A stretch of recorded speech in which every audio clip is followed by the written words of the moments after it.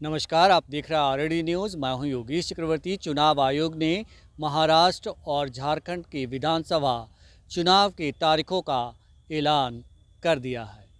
इसके साथ ही चुनाव आयोग ने 13 राज्यों के 49 विधानसभा सीटों पर उपचुनाव का भी ऐलान किया है। इसके साथ ही 3 लोकसभा सीटों पर भी उपचुनाव कराए जाएंगे। लेकिन 13 राज्यों के 49 विधानसभा सीटों में 4 सीट बिहार का है, जिस पर उपचुनाव होने हैं। और ये सीट हैं रामगढ़, बेलागंज, इमामगंज और तरारी। तो बिहार के साथ साथ झारखंड, जो पड़ोसी राज्य है हमारा और पहले कभी एक ही हुआ करता था, इन बिहार में जहां उपचुनाव होंगे वहीं झारखंड में जो है आम चुनाव होगा। हमारे साथ सीनियर जर्नलिस्ट संतोष कुमार जी हैं। आइए इनसे समझते हैं कि क्या कुछ होने जा रहा है ख़ास करके झारखंड में, और फिर हम बात करेंगे बिहार के बारे में भी। झारखंड में 2 फेज में चुनाव का ऐलान किया गया है। कैसे देखते हैं आप इसे? देखिए, चुनाव तो आम चुनाव है।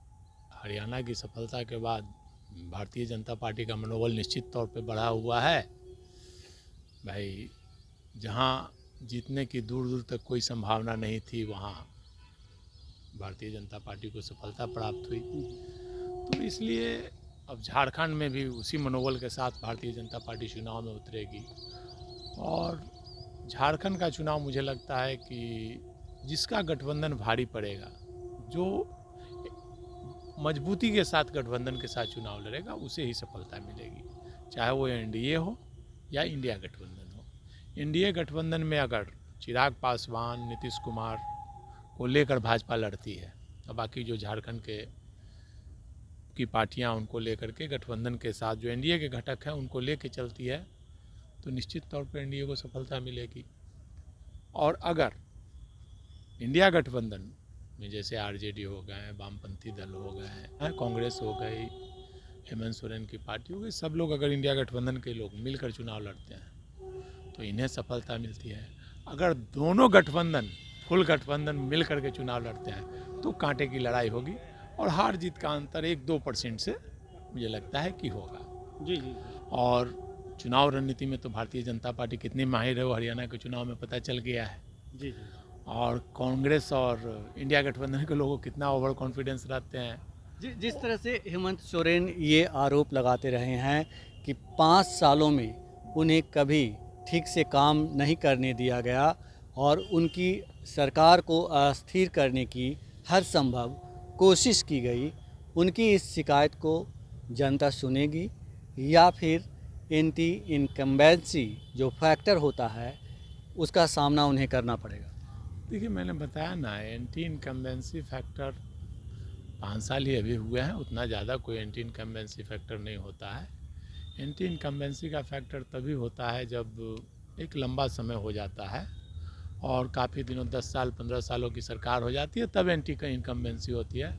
और झारखंड में 5 साल की सरकार है, तो एंटी इनकम्बेंसी का फैक्टर उतना ज़्यादा नहीं होगा। मुझे लगता है कि मेन है कि गठबंधन किसका मजबूत होता है। हेमंत सोरेन अगर कांग्रेस, राष्ट्रीय जनता दल और जितने भी वामपंथी दल हो, सभी गठबंधन को लेकर के अगर चलते हैं, और उधर एनडीए में गठबंधन नहीं होता है, एनडीए गठबंधन अगर नीतीश जी को वहाँ झारखंड में नहीं शामिल करता है, चिराग पासवान को शामिल नहीं करता है, तो एनडीए को नुकसान होगा।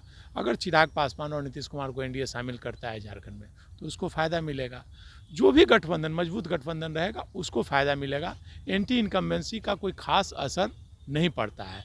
बिहार की ही बात ले लीजिए। बिहार में नीतीश जी के खिलाफ कितने लोग बोलते हैं एंटी इनकम्बेंसी है, एंटी इनकम्बेंसी है, एंटी इनकम्बेंसी है, लेकिन नीतीश जी जब लालू के साथ जाते हैं तो भी सरकार में आ जाते हैं, भाजपा के साथ जाते हैं तो भी सरकार में आते हैं।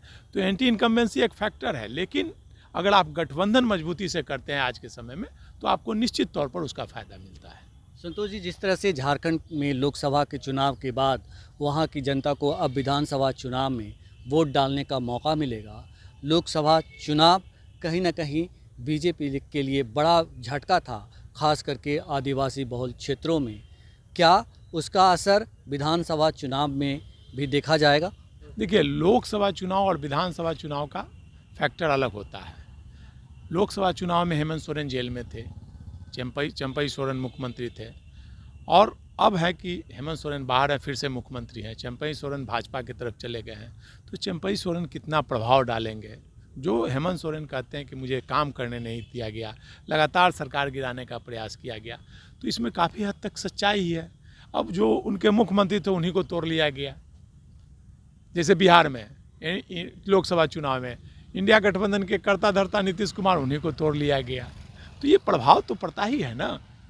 और निश्चित तौर पर बिहार में, झारखंड में हेमंत सोरेन जी ने जो काम किया है उसका प्रभाव लोकसभा चुनाव में देखने को मिला। मोदी फेल हुए वहाँ पे, और विधानसभा चुनाव में भी निश्चित तौर पर उनकी योजनाएं उन्होंने चालू की, उसका फ़ायदा निश्चित तौर पर उन्हें मिलेगा।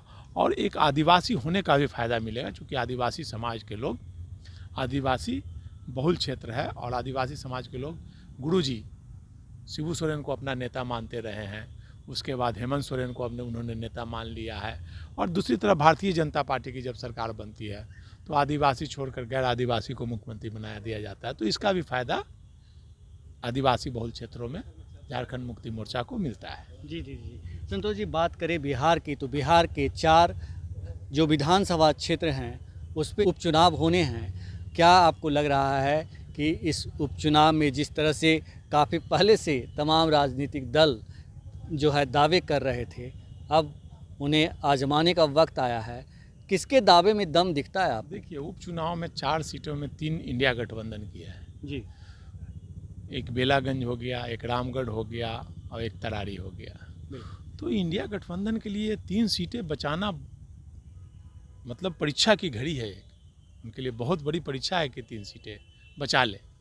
जैसे रामगढ़ सीट पर अगर जगदानंद सिंह के बेटे लड़ते हैं तो वहाँ परिवारवाद को लेकर के एक एकजुटता हो सकती है। बाकी जो सीट बच गई तरारी, तो तरारी सीट इंडिया गठबंधन की है, वो जीतेगी, जीतने की संभावना ज़्यादा है वहाँ। उसी प्रकार आप आ जाइए बेलागंज, तो बेलागंज लगातार सुरेंद्र यादव 8 बार से जीत रहे हैं लगातार, तो उन संभावना वहाँ भी ज़्यादा है। आप बच गया इमामगंज, तो इमामगंज जीतन राम मांझी जी का सीट है, वहाँ मुझे लगता है कि एनडीए की संभावना ज़्यादा है। तो मुझे लगता है कि एनडीए की एक सीट है तो उसके लिए ज़्यादा परीक्षा नहीं है, इंडिया गठबंधन के लिए परीक्षा का घड़ी है। वो कैसे अपने 3 सीटों को बचा पाती है या चारों कैसे जीत लेती है। दूसरी तरफ इंडिया गठबंधन चाहेगी कि वो चारों सीट जीतकर जिस प्रकार हरियाणा में अपना सफलता प्राप्त किए, बिहार में अभी से एक मैसेज जाए, तो एक बड़ी बात होगी इंडिया गठबंधन। क्योंकि दूसरी तरफ वहाँ एक चीज़ है, एक प्रशांत किशोर एक वोट कटवा के रूप में आ रहे हैं सामने, तो वो वोट काटेंगे तो वो तो जी बी टीम के रूप में काम कर रहे हैं। प्रशांत किशोर तो ये कह रहे हैं कि इस उपचुनाव का दूल्हा हम ही हैं, ये मेरा लिटमस टेस्ट है और हम अपना दम दिखाने को तैयार हैं, चारों की चारों सीटें पर हमारा कब्जा होगा। निश्चित तौर पर देखिए, हर कोई भी चुनाव लड़ता है तो हारने के लिए थोड़ी लड़ता है। दावा तो हर कोई करता है कि जीतेंगे। एक निर्दलीय कैंडिडेट भी लड़ता है तो उसका भी दावा यही रहता है कि हम चुनाव जीत ही रहे हैं, और वो कैंडिडेट को ओवर कॉन्फिडेंस भी रहता है। पब्लिक सबको बोलती है कि हाँ, आपसे अच्छा कैंडिडेट कौन होगा, पब्लिक सबको भ्रम में रखती है। तो इसीलिए दावा कर रहे हैं तो उसमें कोई आश्चर्य की बात नहीं है। दावे की बात नहीं मैं कर रहा हूँ, दावे में दम आपको मुझे दिखता नहीं है? लगता है कि दावे में कोई दम है। दावे में चारों सीट जीतना तो इम्पॉसिबल, न इंडिया गठबंधन चारों जीत सकती है, न भाजपा एनडीए जीत सकती है। तो वो तो अभी एक समझिए कि एक तरह से अभी नया मतलब ये कह सकते हैं कि जिस तरह से जनता को वो गुमराह कर रहे हैं, वो- जनता भी उनको गुमराह कर रही है। वो वोट कटवा की भूमिका में रहेंगे, वो एनडीए के बी टीम के रूप में काम करेंगे।